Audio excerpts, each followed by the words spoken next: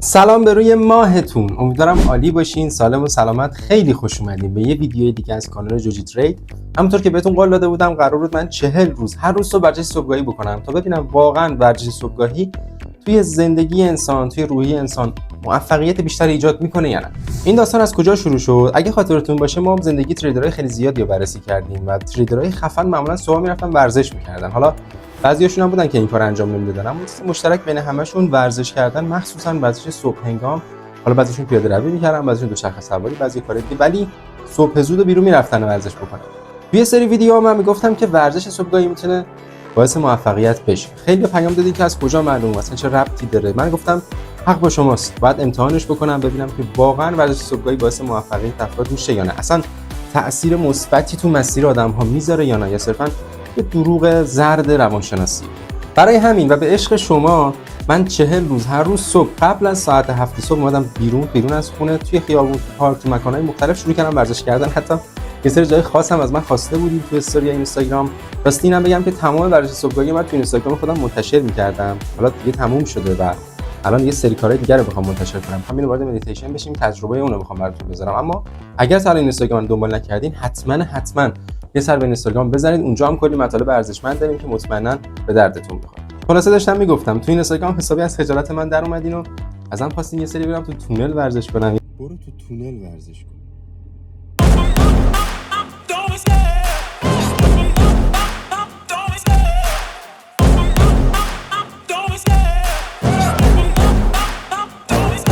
I love the chase and the hunt, and I set the pace when I'm running. I always take what I want and I always give it 100. Don't need a bank, no I'm funded. Play the game like it's nothing. I'm always thankful for something. Don't take for granted, stay humble. Now wake up, it's time to look at the enemy.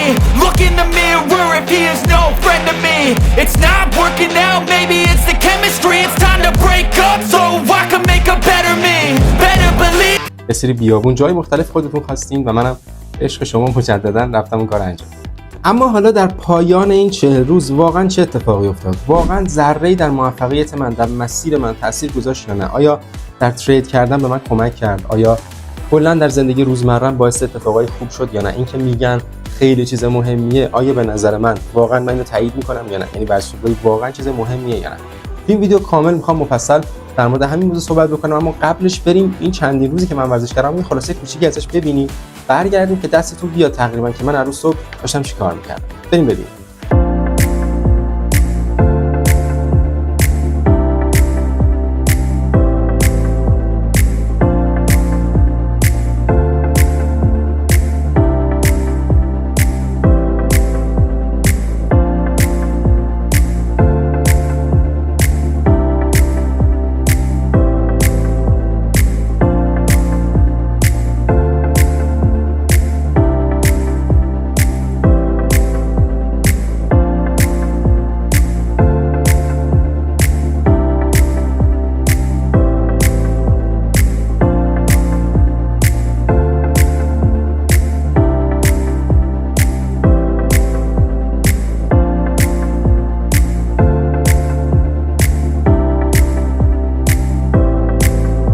همونطور که دیدین 40 روز جالب گذشت و من اولا برای خودم خیلی تجربه جالبی بود. این که 40 روز خودم موظف بکنم این کاری انجام بدم خیلی تاثیرات جالبی تو زندگی خودم گذاشت. حالا فارغ از این که بخوایم روی کارهای دیگه بررسیش کنیم یا اصلا برای ویدیو درش صحبت بکنیم، کلا تجربه جدیدی بود. این تجربه جدید، این حس جدید خیلی چیز باحالی بود.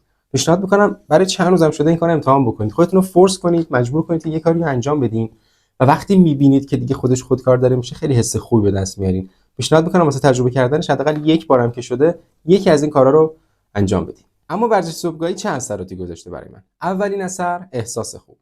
همه ما تجربه اینو داریم که بعضی روزا صبح از خواب بیدار میشیم و نمیدونیم چرا با همه دنیا میخوایم بجنگیم. برای خود من خیلی پیش میاد که بعضی از صبح‌ها اصلا انرژی خوبی برای شروع کردن روزم ندارم. احساس منفی که دارم کم کم در طول روزم رخنه میکنه. محیط کار شاید حس خوبی نداشته باشم، محیط خونه، پیش دوستان، پیش اطرافیان، کلا به خاطر حس بدی که از صبح روز من باهاش شروع شده نمیتونم در تمام روز تمرکز خوبی داشته باشم و به خوبی کار بکنم. اما این 40 روز هیچ روزش بدون حس خوب شروع نشد. شاید باور نکنین ولی من 40 روز هر روزش رو با حس خوب بیدار شدم. این حس خوبی که بهتون میگم حس خوبه مثلا غیر واقعی تلقینی نیست. این که میرفتم بیرون، شاید اصلا قبل از اینکه برم از خونه بیرونم بازم اون حس بده رو داشتم. سوار ماشین هم میشدم، گاهی اوقات خب جای دور میرفتم ورزش میکردم، یا حتی همون محله، هر جایی که زندگی میکردم. از در خونه که میومدم بیرون، اولین هوا که بهم میخورد، تنفس که میکردم، همه چیز عوض میشد. یعنی من شاید غمگین، شاید افسرده از خونه میرفتم بیرون، شاید اصلا یه روزایی بود حوصله نداشتم، شبش کم خوابیده بودم، غذای بد خورده بودم، حالا اون غذای بد رو روز بعدم تاثیر منفی گذاشته بود، ولی پامو که میذاشتم بیرون اصلا دنیا تغییر میکرد. حس خوب بود که اینجوری میومد و کلی خیلی انرژیمو بهتر میکرد. خلاصه اولین تاثیر مستقیمی که من تو زندگیم حس کردم و داشتم روز آخر بهش فکر میکردم که چقدر جالب که من 40 روز حس بدی ندارم موقع صبحها، همین نکته احساس خوب بود. خیلی میتونه کمکتون بکنه احساس خوب، نه حالا تو ترید، نه تو چیزای دیگه، تو اونم میتونه 100% کمک بکنه، اما ماهیت زندگیتون رو زیبا میکنه. زندگی دیگه براتون خیلی کسل کننده و کدر و تاریک نیست. دومین تأثیر ورزش صبحگاهی برای من احساس ارزشمندی بیشتر و اراده بیشتر بود. به شخصه برای خود من، چون تایم من از صبح خیلی زود شروع میشه و کارهام تقریبا از صبح خیلی زود شروع میشه که باید انجام بدم تا در طول روز بتونم به سلامت از کارهام عبور بکنم. برای من صبح بیدار شدن کار سختی بود. نه اینکه خودم صبح بیدار نشم، من معمولا پیش نیومده، فکر نمی‌کنم خیلی وقت مدت هاست که روزم مثلا با بعد از هفته صبح ندیدم بیدار شدنش. یعنی همیشه قبل از هفته صبح بیدار بودم و شروع کردم کارامو انجام دادن، اینو ندیده بودم. اما اینکه بخوام صبح زودتر بیدار شم، با اینکه میدونستم صبح کلی کار دارم، بعد کلی کار انجام بدم و برم ورزش کنم، برگردم حمام برم، این سری کارا دیگه بکنم، خب خیلی کار سخت‌تریه. روتین من این بود که خب هفته صبح بیدار شدن خیلی زوده، من حوصله ندارم مثلا حالا بکنمش 5 و نیم صبح 6 صبح که بتونم این کارا رو انجام بدم. ولی مجبور کردم خودم که 40 روز این اتفاق رو رقم بزنم. خیلی روزای زیادی سخت بود. خیلی روزا من چسبیده بودم به تخت، اصلا دوست نداشتم از جام بلند شم. چسبیده بودم به تخت، اصلا نمیخواستم کسی رو ببینم. گاهی اوقات اصلا فکرم این بود برم، برای شما می‌خواستم بگیرم دیگه، برم 40 روز و مثلا 10 روز یه لباس عوض کنم، برم هی صبح ورزش کنم، بیام هی ویدیو بزنم بگم من اینجوری هم حتی فکر کرده بودم. بگم شیطان دیگه میاد تو ذهن آدم. در این حد اذیت می‌شدم روزای اول. البته شاید موضوع برای 10 روز اول خیلی پررنگ بود، کم کم دیگه کلا محو شد، خیلی حسش نکردم. ولی اینکه تونستم از صد این اتفاق بگذرم، خودم مجبور کنم یه سری کارا رو بکنم که خودم در لحظه دوستش نداشتم انجام بدم، ولی برای رشد من مفید بود، کم کم باعث شد که یه حسی تو خودم ایجاد کنم به نام حس اراده. احساس اراده‌ای که در درون من ایجاد شد، خب آدما به وسیله مختلف میتونن احساس اراده رو درون خودشون زیاد بکنن، ایجاد بکنن یا تغییرش بدن. اما از این چاشنی وقتی من احساس اراده رو داشتم، در کنارش یه چیز دیگه هم بهم اضافه شد. اونم احساس ارزشمندیه. چرا احساس ارزشمندی؟ صبح از خواب بیدار میشدم، 6 صبح میرفتم تو خیابون، میدیدم هیچ کس نیست. البته سرویس مدارس معمولا تا 6 و نیم اینا شروع می‌شدن به رفتن. خب من قبل از سرویس مدارس، قبل از هر کسی دیگه که بخواد بیاد بیرون، من داشتم بیرون ورزش می‌کردم که کارامو انجام بدم، بتونم روزمو بهتر بسازم. نگاه می‌کردم می‌دیدم همسن و سالای خودم، همکارای خودم، افراد دیگه‌ای که ممکنه با هم رقابت داشته باشیم از نظر کاری، رفاقت داشته باشیم یا هر چیز دیگه‌ای، الان خوابن و جوجی بیدار تو خیابون داره ورزش می‌کنه.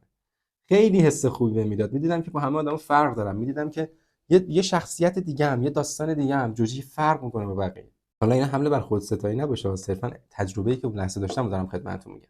اما همین احساس ارزشمندی که بهم اضافه شد، انگیزه من بالاتر می‌برد. این حس اعتماد به نفس بیشتری بهم میداد. اراده‌مو بالا می‌برد و کلاً مجموع این اتفاقات باعث می‌شد که اراده‌ام در تصمیم گیری در طول روز خیلی بالاتر بره و خیلی حس خوبی داشته باشم همزمان از تصمیماتی که دارم بگیرم.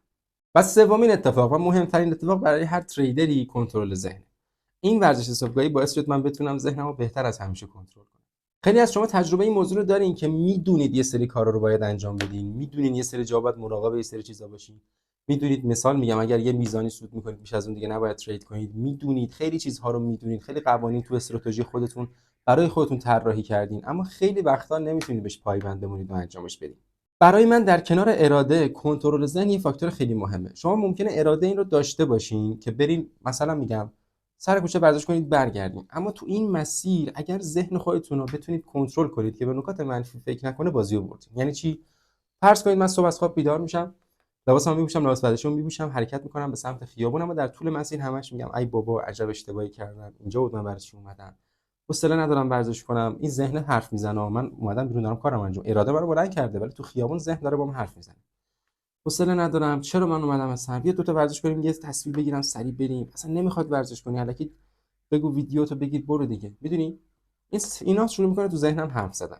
اگر این موضوع شدت بگیره، تمام تاثیرات خوبی که ورزش صبحگاهی میخواد براتون بذاره رو حذف میکنه، چون شما عملا از کاری که دارین انجام میدین لذت نمیبرین و این لذت نبردنه باعث میشه که تاثیرات خوبی هم که قراره بذاره رو از دست میده.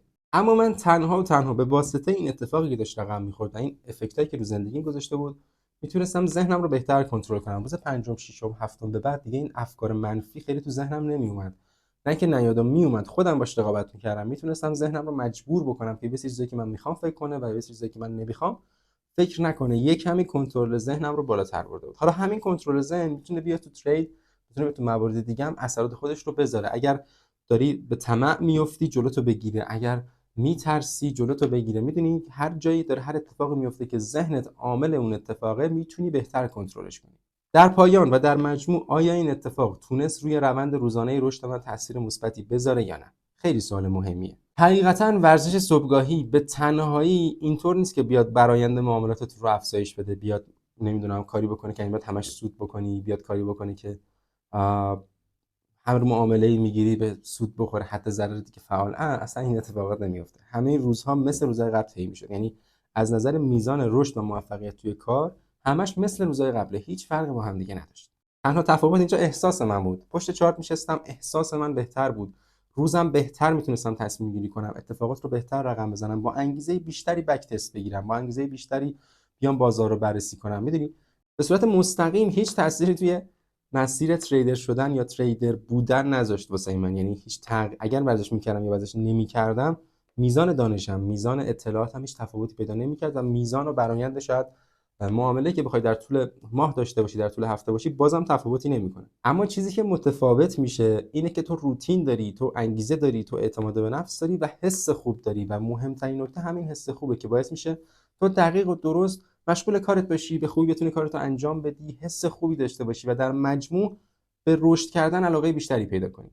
اگه من ورزش صبحگاهی نمی‌کردم، شاید این 40 روز نامناسبی واسم میگذشت، خیلی لذت نمی‌بردم، چون حس حال خوبی نداشتم. برای پیشرفت کردن تلاش بیشتری نمی‌کردم، یه خط ثابتی می‌موندم، یا حداقل شیب رشدم خیلی کمتر می‌شد. اما این 40 روز کمک کرد که شیب رشد من خیلی بیشتر بشه. نکته نهایی که میخوام بهت بگم اینه که تو اگر ورزش صبحگاهی انجام بدی، به تنهایی هیچ تأثیری در مسیرت نخواهد گذاشت. این نیست که من نرم برای کارم تلاش بکنم، نرم آموزش ببینم، نرم بک تست بگیرم، نرم کار دیگه ای بکنم، فقط برم ورزش صبحگاهی بکنم و بگم خب ورزش صبحگاهی باعث موفقیت میشه، منم کانال جوجی تریدم گفته که باعث موفقیت میشه، بریم ورزش کنیم تا موفق باشیم. نه، اصلا اتفاق نمیفته. ورزش یه چاشنی بود، یه چیز خیلی کوچیک بود که کمک میکرد مسیری که من دارم میرم راحت‌تر طی بشه. ولی رفتن مسیر به عهده منه، رفتن مسیر به عهده شماست که دارین این ویدیو رو میبینید. این تجربه 40 روزه من بود از ورزش صبحگاهی. چیزی بود که بهتون قول داده بودم اینو امتحان بکنم و بعد بیام در موردش صحبت بکنم. نکته‌ای که من خیلی دوست دارم رعایت بکنم اینه که اگر دارم حرفی رو به شما میزنم، خودم قبلش یه بار امتحانش کرده باشم، مطمئن باشم که درسته و بعد بهتون بگم. و دلیلی که الان اینجا دارم این ویدیو رو ضبط میکنم فقط و فقط به خاطر این اتفاقاتیه که این مدت برام افتاد و چیزهایی بود که به شما قول دادم و قرار شد انجامش بدم. من دارم این ویدیو رو یک روز مونده به عید ضبط میکنم، چون 40 روزم همین امروز تموم میشه و من همین امروز صبح آخرین ورزشمو کردم و اینجام خدمت شما تا نتیجهشو بهتون بگم. و فردا عیده. پیشاپیش سال نو رو بهتون تبریک میگم. امیدوارم سال پر از اتفاقات خوب، پر از تجربه‌های زیبا و پر از ثروت و سعادت داشته باشین و از همه مهمتر امیدوارم حال دلتون در سالی که قراره بیاد عالی‌تر از همیشه باشه. خودم به تنهایی هیچ وقت باور نمی‌کردم که انقدر سریع دوستان زیبا و ارزشمندی مثل شما پیدا بکنم، سابسکرایبری که کانالمو دنبال میکنن، همراهی میکنن و واقعا میگم همتون برای من مثل خانواده این. من خب تو اینستاگرام شاید خیلی بیشتر از یوتیوب دنبال کننده داشته باشم. تو اینستاگرام الان حدود 18000 تا 19000 تا دنبال کننده دارم و تو یوتیوب حدود 700 تا 600 خورده 700 الان که دارم ویدیو رو ضبط میکنم. هر دو ارزشمندن، ولی حسی که من نسبت به یوتیوب و مخاطبای یوتیوب دارم خیلی متفاوت‌تر از اینستاگرامه، چون ما بیشتر همدیگه رو اینجا دیدیم، برام وقت گذاشتین و ویدیوها رو دیدین، با اخلاق من آشنایین، با شخصیت من آشنایین و این خیلی حس خوبی بهم میده که من این همه دوست دارم که میتونم باشون ارتباط بگیرم، تجربیاتمو براشون نشر بدم و بتونن ازش استفاده بکنن. خلاصه خیلی برای من عزیزین. امیدوارم تو این سال جدید همتون تجربه‌های خیلی خوب کسب بکنید و خورشید بشید که گرماش به دست همه افرادی که کنارتون هست برسه. خیلی دوستتون دارم. اگر از این ویدیو خوشتون اومد حتما این ویدیو رو لایک کنید، کانال منو دنبال بکنید. من جوجی تریدم و در طول ویدیوهای یوتیوبم سعی می‌کنم زندگی تریدرهای موفق رو چه داخلی چه خارجی، حالا داخلی به زودی فعلا رو خارجی هستیم، بررسی کنم و براتون تجربیات و نکات مهمش رو از دل داستانشون بیرون بکشم و بهتون منتقل کنم. بنابراین اگر دوست دارین از این سبک ویدیو ببینید خوشحال میشم کانال منو سابسکرایب بکنید و ویدیو رو لایک کنید و نظرتون هم در مورد این تجربه 40 روزه من حتما بنویسید. خیلی دوستتون دارم. سال جدید پیشاپیش مبارک و امیدوارم که حال دلتون عالی. خدا نگهدار.